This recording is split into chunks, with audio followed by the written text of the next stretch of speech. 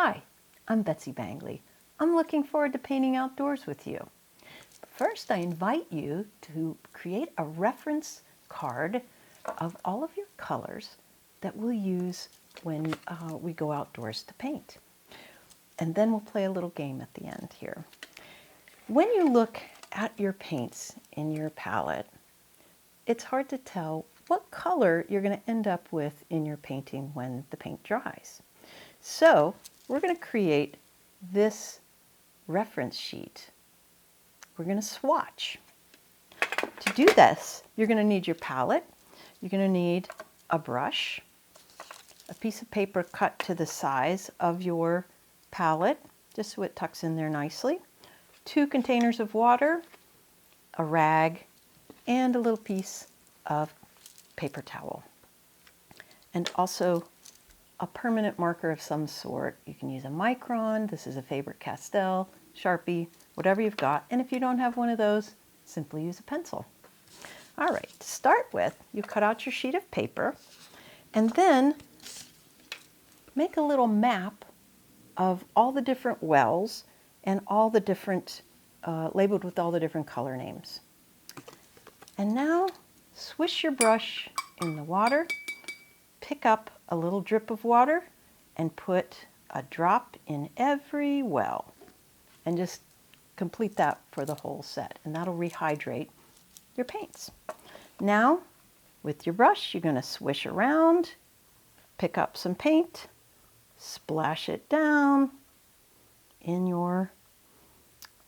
on your paper there, on your swatch, rinse out your brush, kind of dry off so that you don't have dribbles of water come down and make big splodges on your paper, and then pick up another color and paint it in there. Let's see, there we go. Notice I have 1 container of water to rinse my brush, and then 1 container to pick up some fresh water in case I need to add a little drip.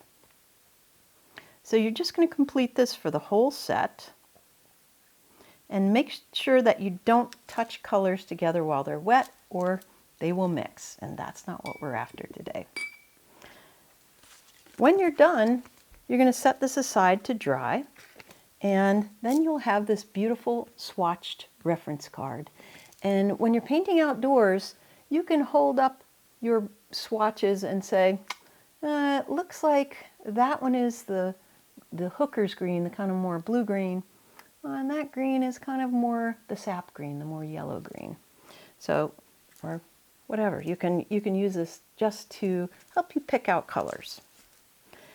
Now, on to the game. This is so much fun. Grab your other brushes and a sheet of watercolor paper, any kind of watercolor paper. And now that you've got all of your paints all nice and wet, and your hand is all warmed up, we're going to test out our brushes. We're going to see what they do. So start by picking out your favorite color, or just a fun color. Mine happens to be purple. What's yours? And with this is a number 6 round brush, so it's my finer brush. So I'm going to play around and see what it does. Bring it to a little point, and then test out what kind of marks can I make. If I hold my hand really still, maybe I can make tiny marks. What if I pull the brush? Can I make marks like a tree limb, branches? What if I push it? What sort of marks can I make? What if I use the full belly of the brush? Need a little bit more water here.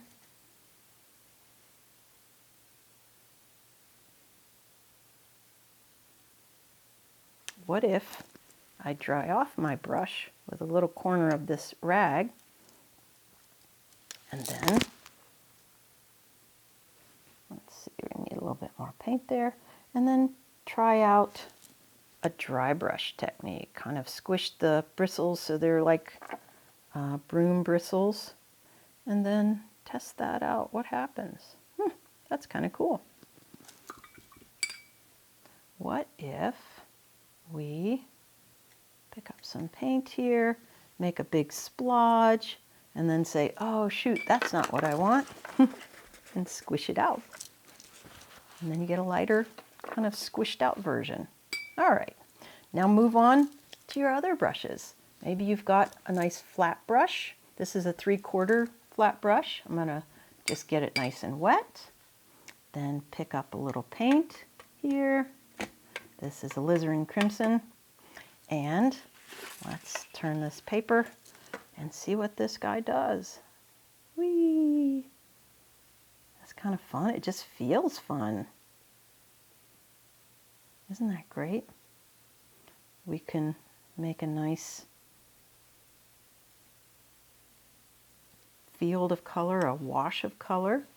We can play with the edges. We can make cool swishy swirls. We can dry it off and try that dry brush technique. Isn't that cool? Imagine some weathered wood. That would be very cool if it was red in my imagination, right? We can get our brush nice and wet and use a little spatter technique. We can mix the colors and splap them on there. Woo! They're kind of going everywhere. So try your brushes out, see what happens. Try your other round brush if you've got it, see what that does. That's fun. And keep playing around. Happy painting.